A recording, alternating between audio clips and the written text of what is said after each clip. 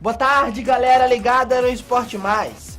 Quarta-feira de muitos gols, muitos jogos decisivos para você ligado no nosso Esporte Mais. O Luverdense sagrou-se campeão pela primeira vez da Copa Verde.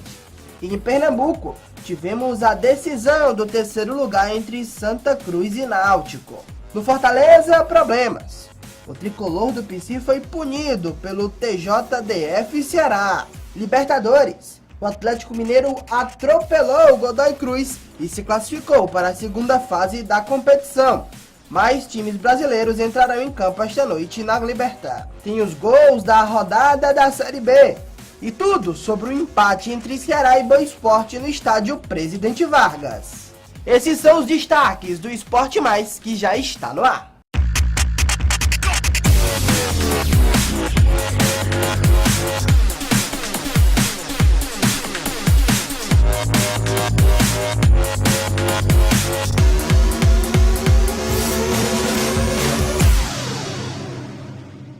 Esporte Mais no ar, falando sobre Copa Verde e Campeonato Pernambucano. O Luverdense conquistou seu primeiro título e em Pernambuco o Santa Cruz garantiu vaga no play-off da Copa do Nordeste. E o título da Copa Verde ficou com o Luverdense.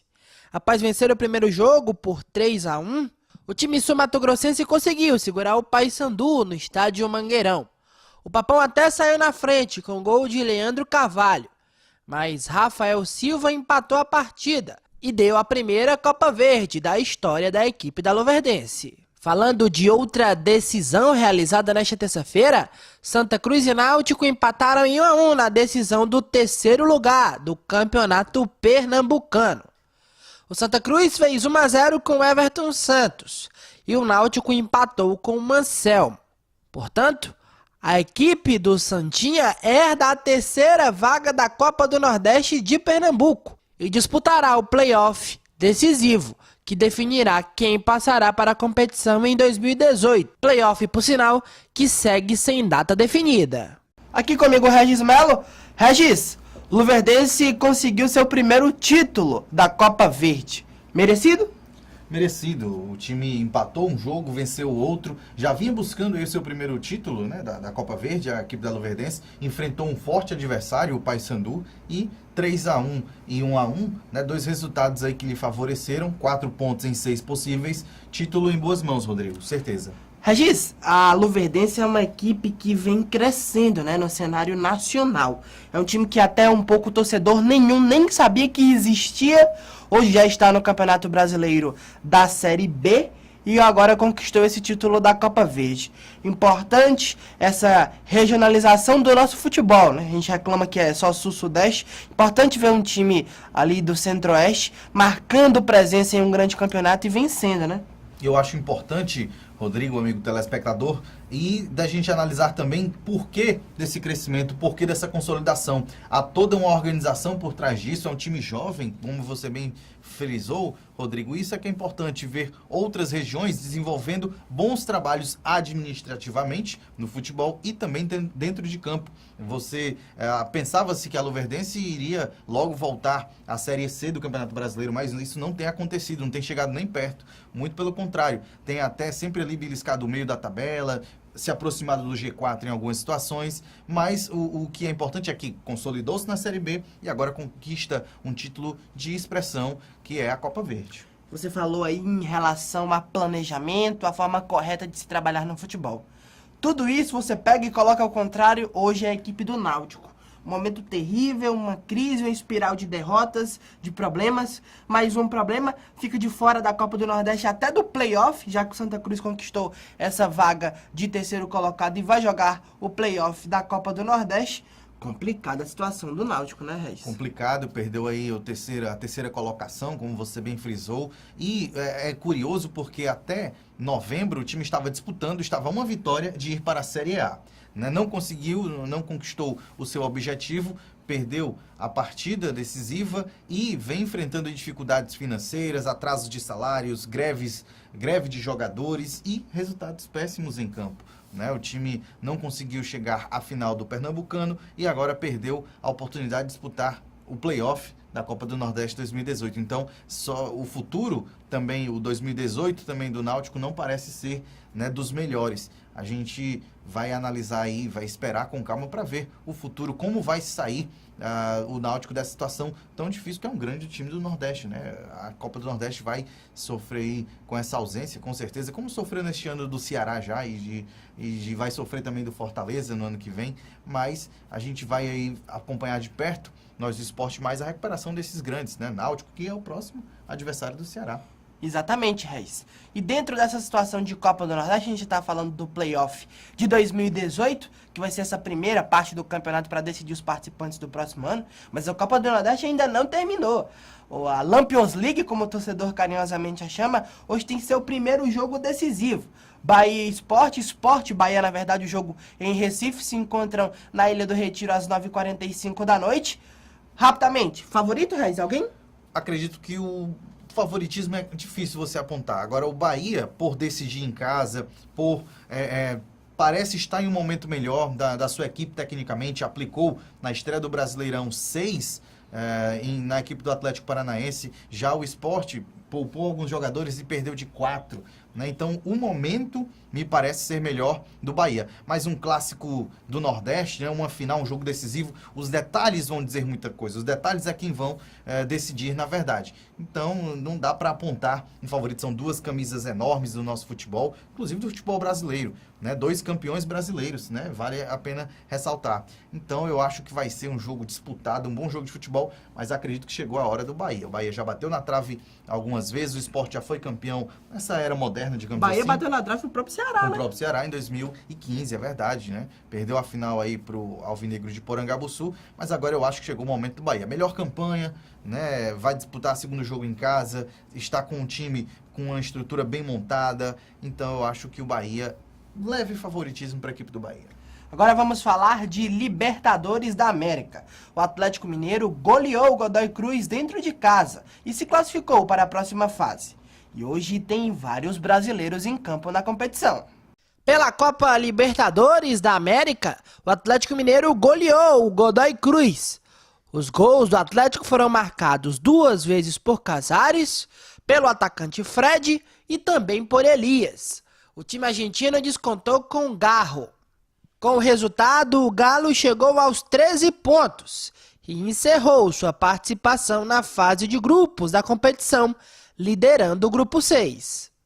E na noite desta quarta-feira, mais times brasileiros entram em campo pela Libertadores. O Santos enfrenta o The Strongest às 7h30 da noite no estádio Hernando Siles. Em La Fortaleza, na Argentina, o Lanús recebe a equipe da Chapecoense às 9h45 da noite. Também na Argentina, São Lourenço e Flamengo se enfrentam também às 9h45 da noite, no estádio Novo Gasômetro. No outro jogo do grupo, a Universidade Católica enfrenta o Atlético Paranaense, no San Carlos de Apoquindo, às 9h45 da noite, fechando a participação dos brasileiros nesta quarta-feira na Liberta. Regis, Libertadores fervendo, o Atlético garantiu a vaga para a próxima fase. Agora, vários brasileiros em campo hoje, todo mundo jogando fora de casa. O que esperar desses times jogando fora de casa, Regis? Primeiro, Rodrigo, amigo telespectador, falar do Atlético Mineiro, né? Mais uma goleada na competição, e há alguns programas atrás, eu e o Danilo, a gente cobrava uma melhor performance da equipe do Atlético. Agora sim, parece ser o Atlético que todos esperávamos, porque é um Atlético muito forte, um time tecnicamente muito bom, um time rápido, e destaque no jogo de ontem para o Casares, né? O equatoriano jogou uma barbaridade e foi o dono do jogo, marcando 2 gols, dando assistência também. Então o Atlético vem forte. Com relação aos brasileiros que jogam fora de casa, a Libertadores é uma competição muito complicada. Chapecoense e Atlético Paranaense me parecem as situações mais difíceis, pela força de seus times, né? O Atlético Paranaense até poupou alguns jogadores no jogo da Série A, na estreia da Série A, visando esse jogo importante aí pela Libertadores, mas não vejo o Atlético com tantas condições assim de vencer fora.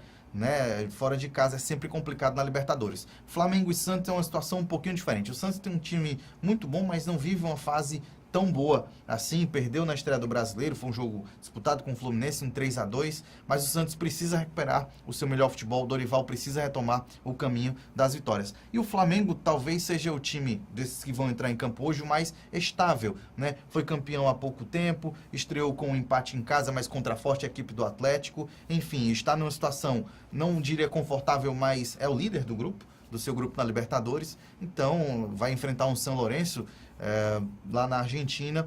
Talvez eu veja o Flamengo com mais chances aí de fazer, de marcar mais pontos, né, de conseguir a vitória. Não diria favorito, não há nenhum brasileiro favorito a ganhar suas partidas, né, mas o Flamengo aí sairia na frente por ser o time mais estável nesse momento. Chape entra em campo hoje, Reis, e a Chape vai entrar contra o Lanús dentro de campo num jogo como esse. A gente sempre tem aquele pensamento da Chapecoense. É um time que tem um elenco dentro das suas limitações e dentro dos problemas que aconteceram competitivo, mas a competição é Libertadores. É um outro nível, é um outro grau. Em relação à Chapecoense contra o Lanús, você dificilmente acredita no resultado positivo da Chape? Só se houver uma superação fora do comum com relação à equipe da Chapecoense, porque o Lanús é uma equipe argentina, o futebol argentino, né, um futebol de força, de raça, e jogando em casa sempre faz prevalecer a questão do mando de campo.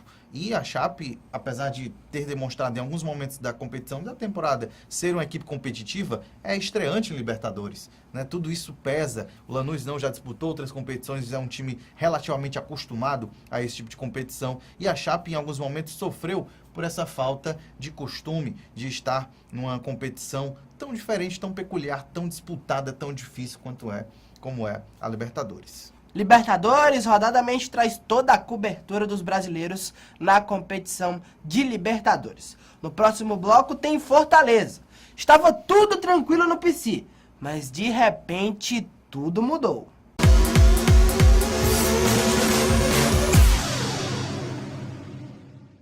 Chute de craques, dando asas para voar, transformando sonhos em realidade. O workshop objetiva revelar atletas que buscam a oportunidade de mostrar seu talento. São 15 dias de palestras, qualificação e treinamentos. Produziremos seu material que será mostrado a clubes profissionais de países como China, Peru, Equador, Coreia, Vietnã, entre outros. Com grande experiência no futebol europeu, um dos palestrantes é Mauro Pacheco. O evento acontece a partir do dia 20 de maio, em um CT, na cidade de Santa Isabel, interior de São Paulo, a 40 minutos da capital. Chute de craque, dando asas para voar, transformando sonhos em realidade.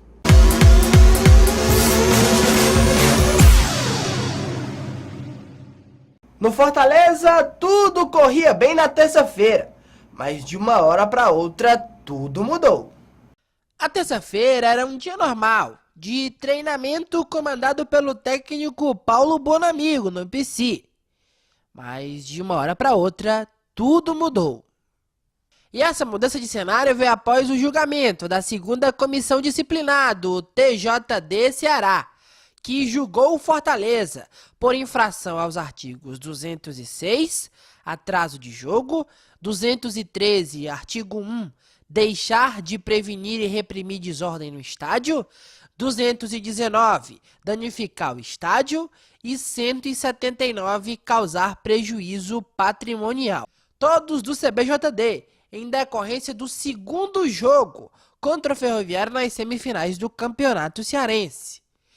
E o resultado foi: o Fortaleza foi punido com uma multa de R$ 32 mil, a perda de 2 mandos de campo em partidas organizadas pela Federação Cearense de Futebol e a suspensão de todas as competições em solo cearense por 30 dias. O Fortaleza Esporte Clube já recorreu da decisão. Não foi severa demais essa punição, Reis, da equipe do Fortaleza? Eu confesso, Rodrigo, que não sou jurista, não estou tão a par assim, dos detalhes do processo, né? Agora, sempre foi um caso de briga entre torcidas, né? Eu penso que a punição ela deve ser exemplar, agora deve ser também tudo bem analisado, né? O contexto, como é que foi feito, foi uma comissão disciplinar, então ainda pode ir para o pleno do TJD, Enfim, há todo ainda um trâmite burocrático, há todo um processo, um longo processo até chegarmos a um resultado final. Agora, eu não diria que foi exigente demais, talvez inoportuna, né, pela hora. E assim, algumas informações desencontradas. O próprio presidente do TJDF, Fred Bandeira, não acompanhou de perto esse processo, ainda ia ler os autos, as decisões em uma entrevista que eu ouvi a respeito do assunto. Agora, o Fortaleza recebeu aí a notícia, foi uma bomba, né? Um choque, que estaria fora de competições nacionais e estaduais também. E há esse detalhe, o TJDF não tem esse poder de tirar um clube, qualquer clube, de uma competição nacional. É o STJD. Então, assim, as informações estavam confusas, um pouco desencontradas, e o Fortaleza recebeu com muita surpresa e o clube levou, né, para um lado que eu não sei se é o correto. O clube acha que tem a ver com clubismo por parte de alguns integrantes do TJDF, né, Ceará. Eu não levaria para essa ótica, né? Não levaria a discussão para esse lado. O Fortaleza deve se defender, deve conseguir aí recursos, não vai haver adiamento de jogo, nem algo parecido. Mas a gente tem que ver de perto aí o desenrolar desse processo. Regis, você falou da questão de levar a situação. Eu acho que desse ponto, acho que a única coisa positiva que se pode tirar é o torcedor, trazer ele para perto. Essa questão de se vitimizar é complicada. Mas numa questão como essa é importante trazer o torcedor de volta. O torcedor do Fortaleza tá castigado, tá chateado, tá revoltado. Não justifica nem um pouco esses atos que aconteceram para o Fortaleza ser punido. Não justifica, mas o torcedor do Fortaleza está amargurado. Uma situação como essa é importante para trazer o torcedor para perto. Diz, olha, vamos começar a Série B a Série C, na verdade, dentro de casa. E agora a gente tem que focar e a gente precisa de vocês nessa caminhada. É verdade, Rodrigo. Você tocou num ponto importantíssimo, né? Que é esse sofrimento da torcida tricolor, mas também a importância dela para o Fortaleza, para o clube. Sem a torcida, o clube praticamente não existe, né? E realmente tem que haver essa volta do torcedor, esse apoio. Em outras temporadas, a gente sentia a mesma questão do sofrimento do torcedor, mas viu o apoio praticamente incondicional. Nesta temporada, nesta Série C, parece que essa relação, esta confiança está um tanto estremecida e ela precisa ser restabelecida. Primeiro jogo em casa, o time precisando do resultado, a torcida tem que voltar, porque sem a torcida tricolor, o Fortaleza não é nada. Regis, chegando aí Rogerinho, chegando alguns jogadores para reforçar o Fortaleza, que precisa sim desses reforços. Chegou o Leandro Cearense. Pontos importantes de reforço, mas ainda precisa de mais. Precisa de mais, né? Há rumores que o zagueiro Edmar e o zagueiro Adalberto estão bem próximos do PC. Regis, só claro, em relação ao Edmar, confirmado sim, está contratado, deve chegar nos próximos dias, é jogador do Fortaleza. Bom zagueiro. Então, assim, você percebe que o Fortaleza está se qualificando e com qualidade em posições que realmente precisa para uma disputa de Campeonato Brasileiro. O Leandro Cearense é um bom jogador, é um goleador, fez muitos gols no Paysandu, conquistou títulos, é aquele tipo de contratação que a torcida gosta, que vem de uma série superior, é um cara que vem bem referendado, fazedor de gols. O Rogerinho também a torcida já conhece, ninguém sabe como está o Rogerinho hoje, né? Isso é uma incógnita, mas vê com bons olhos pela sua última passagem. Com relação ao Edmar, depois que ele conseguiu superar as dificuldades iniciais aqui no Fortaleza, foi um zagueiro muito seguro, né? Eu gostei muito do futebol do Edmar na temporada passada e vai sim ser um reforço para a zaga tricolor. Então, assim, a gente percebe que o Fortaleza está se recuperando. Quem está administrando o clube hoje está tentando acertar, está tentando fazer as coisas certas e me parece um excelente início. Vamos ver se isso vai se concretizar também em campo. E frisar o que você falou, a torcida precisa voltar a acreditar, aí a diretoria está fazendo a sua parte, a torcida precisa fazer a dela. Regis, no próximo bloco a gente vai conversar sobre Campeonato Brasileiro da Série B. Teve início a segunda rodada e o Ceará bobeou e empatou dentro de casa contra a equipe do Boa Esporte. Confere nossas redes sociais. Fica ligado, todos os detalhes do programa estarão lá sempre. Redes sociais do Esporte Mais.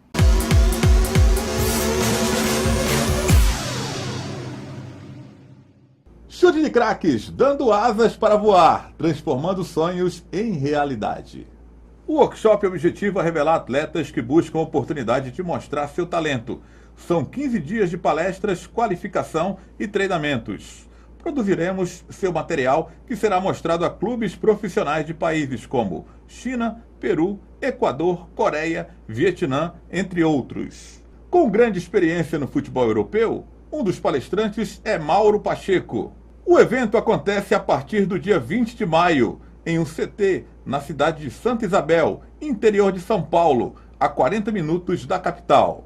Chute de craque, dando asas para voar, transformando sonhos em realidade.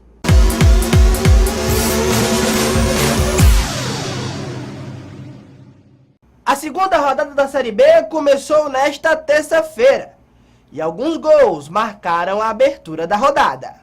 Na Vila Capanema, o Paraná venceu o Goiás por 2-0. Os gols da Gralha foram marcados por Renatinho e Minho. O Paraná chegou aos 4 pontos e lidera a Série B, enquanto o Goiás chega à sua segunda derrota seguida e é o lanterna da competição. No segundo jogo da rodada, Brasil de Pelotas e Londrina ficaram no 1-1. O Brasil saiu na frente com gol marcado pelo atacante Rodrigo Silva. Mas o Londrina empatou com gol marcado por Jonatas Beluso. Os dois times conquistaram seus primeiros pontos na competição. Regis, o Goiás, o grande favorito, um dos grandes favoritos ao lado do Internacional para acesso, até porque recebe uma cota milionária de 35, quase 40 milhões de reais para disputar o Campeonato Brasileiro da Série B. 2 jogos, 2 derrotas, a primeira dentro de casa para o Figueirense e agora novamente derrotado pela equipe do Paraná. Surpreendente derrotas, né, por parte da equipe do Goiás, que tem o treinador Sérgio Soares, nosso conhecido aqui do futebol cearense, né, o Ceará na temporada passada.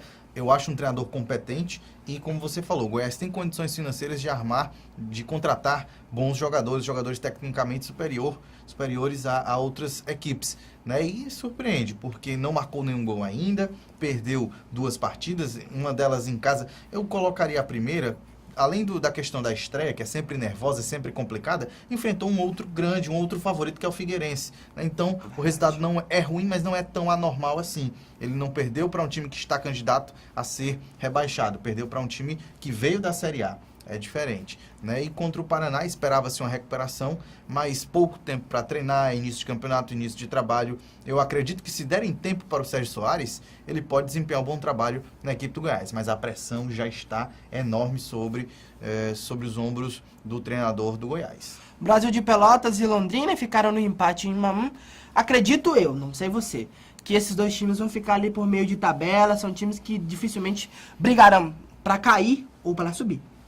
É o que realmente nos faz pensar nesse início de campeonato as atuações de Brasil de Pelotas e Londrina. Londrina pegou logo a pedreira da competição, o Internacional. Esse jogo aí nem conta, né? O Internacional foi soberano, como deve ser, né? Como é o gigante da Série B. O Brasil de Pelotas, né, também estreou com derrota. Jogou em casa na segunda rodada, conseguiu empate. 2 times parecidos, o Rodrigo. 2 times que de muita luta, muito contato físico, de até boas recomposições defensivas. 1-1 foi justo. Eu vi essa partida, foi antes do jogo do Ceará. Então, eu acho que realmente são 2 equipes para ficarem no meio de tabela. Mostraram alguma qualidade, mas muito dificilmente vão mostrar forças para conseguir uma Série A. Por falar em Ceará, o vovô bobeou dentro de casa e empatou contra a equipe do Boa Esporte. Quem foi lá e conferiu tudo foi a Lívia Rocha. O Ceará enfrentou o Boa Esporte pela segunda rodada da Série B nesta terça-feira e ficou apenas no empate de 0-0 contra a equipe mineira. Logo aos 3 minutos, o Boa Esporte mostrou que não vinha apenas para se defender. Rodolfo mandou um chute forte que assustou o goleiro Everson. Mas o primeiro tempo não teve muitas oportunidades para as equipes. Pelo lado do Ceará, apenas aos 37 minutos, um lance perigoso. Em cobrança de falta, o Wallace pernambucano mandou a bola no travessão. Já na etapa final, o vovô foi com mais vontade de conseguir a vitória. Logo no primeiro minuto, Raul fez bela jogada. O volante dominou a bola, avançou, tirou de 2 zagueiros e chutou colocado, mas a bola passou raspando a trave. A pressão alvinegra seguia e aos 10 minutos foi a vez de Roberto arriscar de longe e obrigar o goleiro Luan Poli a fazer uma excelente defesa. Sendo o mais ofensivo do Ceará no jogo, Roberto teve mais uma chance aos 25 minutos do segundo tempo. Ele cruzou a bola para a área e ela desviou e pegou um efeito, mas Luan, com precisão, conseguiu se esticar todo para defender. E o Ceará ainda chegou com um pio aos 43 minutos em cobrança de falta, que mais uma vez o goleiro do Boa chegou bem para a defesa. Já no finalzinho do jogo, o Ceará em um bate-rebate quase consegue marcar o gol da partida, mas ficou apenas no 0-0.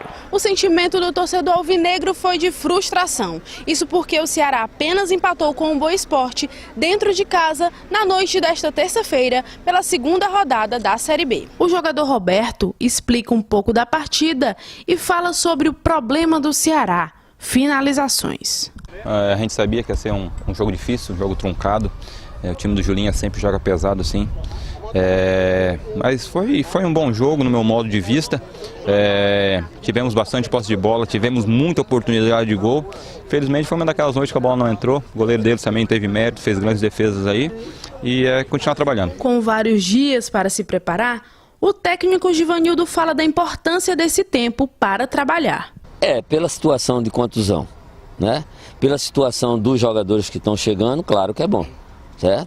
O ruim seria já ter jogo sábado, com essa situação que nós estamos agora. Então esse tempo, quem está no DM, principalmente esses dois que eu falei aí, do Ricardinho e do Pedro Quem, e até o Mago, que teve uma contusão para recuperar melhor, enfim, e chegando esses jogadores que nós tivemos uma conversa, nessa segunda-feira com o presidente e o Marcelo, e a gente acertou alguns detalhes e vamos ver se agiliza isso aí. Já são 6 pontos disputados e apenas um conquistado. E o vovô tem que ficar em alerta para não ficar longe dos primeiros colocados nesse início de Série B. Regis, dentro dessa situação de Campeonato Brasileiro da Série B, o torcedor ele analisa mais do que em 2 rodadas somente um ponto, rendimento. O rendimento do Ceará no primeiro tempo lá em Alagoas foi pífio. No segundo tempo tentou reagir, mas não conseguiu porque não tinha força ofensiva. Ontem, novamente, um primeiro tempo desastroso e um segundo tempo tentando, mas sem aquela força ofensiva. Você analisou o jogo também dessa maneira, Reis? Analiso sim, Rodrigo, dessa maneira, né? Falta ao Ceará mais intensidade, mais agressão, né? E também mais organização. O setor que é conhecido já do Ceará pela competência, o setor defensivo. Aqueles 6 jogadores ali, os 2 zagueiros, Rafael Pereira, Luiz Otávio, os 2 laterais, Romário Cametá, e os 2 volantes, Richardson e principalmente o Raul, que está jogando uma barbaridade, está jogando muito volante do Ceará. Esse setor, você vê alguma consistência e organização. Agora, quando parte para a criação e para os atacantes, aí realmente a situação é preocupante, né? O Ceará não marcou nenhum gol ainda na competição, não tem criado tantas chances claras assim, de um modo meio desorganizado que cria as suas jogadas, às vezes na bola parada. Ontem teve aí a entrada, a estreia do Pio, né, aqui no Ceará, jogando pelo Ceará, e foi até bem, levou perigo em uma falta, né, se movimentou, participou bem do jogo, foi bem participativo. Agora é pouco, né, na parte de criação, na questão ofensiva, é muito pouco o que o Ceará está produzindo. Tinha um Magno Alves tentando, esforçado, um Roberto que mostrou qualidade, mas sozinho pouco vai poder fazer, né? Precisa ali de mais jogadores para dialogar com ele as jogadas, né? Para tabelar, para dar opção às vezes a ele do passe. Enfim, é um Ceará que nessa área de ofensividade, na área da criação e também de conclusão, por que não dizer, precisa melhorar e muito. Além disso, Regis, eu também enxerguei nessa partida que o técnico Givanildo Oliveira no Campeonato Cearense, quando o time do Ceará repetia essas ruins atuações no primeiro tempo, ele ia lá, dava aquele caramba e o time voltava com rendimento maior. Mas ele não conseguiu fazer isso e as mudanças, as modificações processadas por ele não surtiram um mínimo efeito. Complicada a situação do Givanildo, né? Você tem razão quando fala da leitura do treinador do Ceará na partida de ontem, né? Realmente eu não entendi algumas alterações ali. A do Rafinha, vou começar pela do Rafinha, né?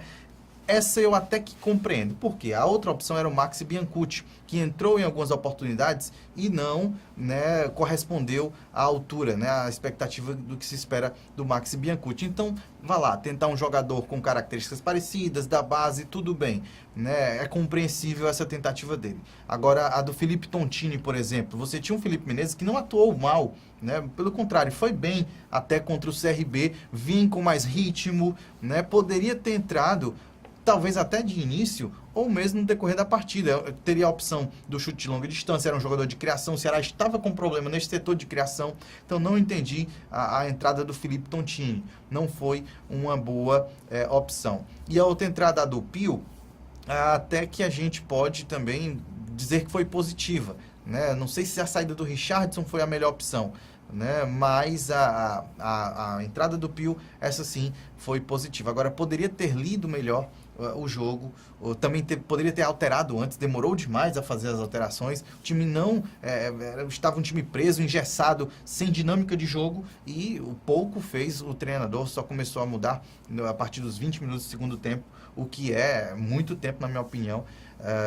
Acho que bobeou realmente e começa a situação, a entrar numa situação difícil, o Givanildo, de cobrança, né? Porque os resultados não são bons, as atuações também não estão sendo satisfatórias, e aí pensa sobre a atuação, a gente nesse bate-papo, você viu algum bom jogo do Ceará irregular na temporada? Eu vou além, porque se você for analisar os resultados e os rendimentos do time do Gilmar Dalpozo, do time do Givanildo Oliveira e do time do Daniel Azambuja, que jogou um jogo lá em Juazeiro contra a equipe do Guarani e venceu por 1-0, eu te confesso que eu não vi o Ceará jogar bem e ser regular em nenhuma partida esse ano. A equipe alvinegra vem tendo bons lampejos no segundo tempo, mas a tônica é repetir um péssimo primeiro tempo e melhorar no segundo. Tá devendo uma boa atuação no ano a equipe do Ceará? A sua leitura foi perfeita, Rodrigo, eu concordo com você. O Ceará tem vivido de lampejos, e o interessante é que para o estadual isso é totalmente válido, ou seja, você consegue os resultados mesmo com esses lampejos. A Série B é outra história, amigo. É outro nível, esses lampejos que aconteciam no estadual não vão ser suficientes, o time precisa ser mais consistente, ter atuações mais regulares e jogar melhor durante as partidas, né? O Ceará tem oscilado bastante, você tem toda a razão, Rodrigo, e falta muito ao Ceará, principalmente ao setor de criação. A gente vê o sistema defensivo bem, embora tenha falhado no jogo contra o CRB, né, o que custou aí a perda dos pontos. O Ceará poderia ter ganho ao menos um ponto, não ganhou, né, mas é um setor que ainda tem o seu crédito, digamos assim. Agora, a equipe como um todo precisa sim mostrar uma exibição que convença. Realmente essa aqui convenceu, o Ceará mereceu a vitória, foi soberano, jogou bem, atacou, defendeu bem, foi regular durante toda a partida, foi constante, foi intenso. Isso realmente a gente não viu ainda. Regis, eu acho que além do Raul, que você falou que realmente jogou demais, teve aquela jogada que driblou 2 marcadores e quase que marcava um golaço. Vou até antecipar, a dominada dele no peito já foi linda. Já foi muito bonita, né? Já tirou os 2 marcadores.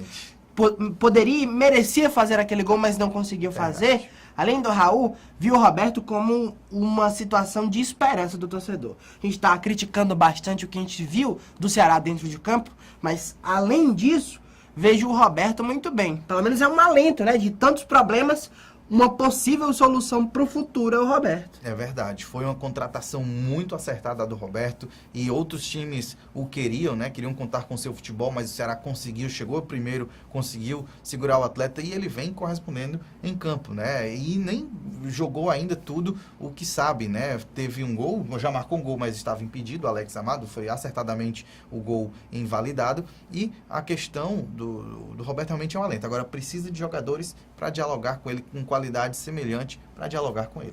Elton, um atacante conhecido no futebol brasileiro, Corinthians, Vasco, chegando por aí. Centroavante, aquele cara que vai tentar suprir a saída do Vitor Rangel, que o técnico de Givanildo Oliveira gostava demais, era o jogador preferido dele dentro do sistema tático. O Vitor foi embora, tá indo pro Avaí, o Vitor. Olha, saiu da Série B, vai pra Série A, um salto na carreira. O Vitor indo pra Série A, vindo o Elton, chega nesta quarta-feira em nossa capital. Uma boa troca? Saiu ganhando o Ceará? Saiu ganhando o Ceará, pode ter certeza. Agora, o que a gente tem que analisar é o seguinte: o Elton não vai ser suficiente. Por quê? O problema do Ceará é fazer essa bola chegar em boas condições de finalização para o atacante. Você tem aqui, nós já temos aqui, não estou sendo contra a contratação, longe disso, a favor demais, o Elton é o artilheiro, se a bola chegar até ele tem chances enormes de marcar os gols que o Ceará precisa nessa competição, na Série B. Agora, o problema maior essa bola vai chegar com qualidade? Nós temos já o Magno Alves, que é um exímio finalizador, e a bola não tem chegado com a qualidade devida para que ele finalize, para que ele faça os gols. Claro que é ótimo ter um elenco forte, o Elton é uma excelente opção, agora tem que contratar ou fazer a bola chegar com os jogadores que aí estão, Ricardinho quando voltar, Felipe Menezes se recuperar o seu melhor futebol, enfim, essa bola tem que chegar até os atacantes em condições deles marcarem os gols. Esporte Mais chegando ao fim, obrigado Regis pela presença, pelo bate-papo. Fim de mais um Esporte Mais, amanhã tem muito mais, mas claro, sempre ressaltando, fica ligado nas nossas redes sociais, Facebook, Instagram, Twitter, tudo, e principalmente o nosso canal no YouTube, que se você perdeu alguma coisa aqui, saiu para tomar uma água, foi no banheiro, assiste o programa completo, tem lá todos os detalhes. Esporte Mais volta amanhã.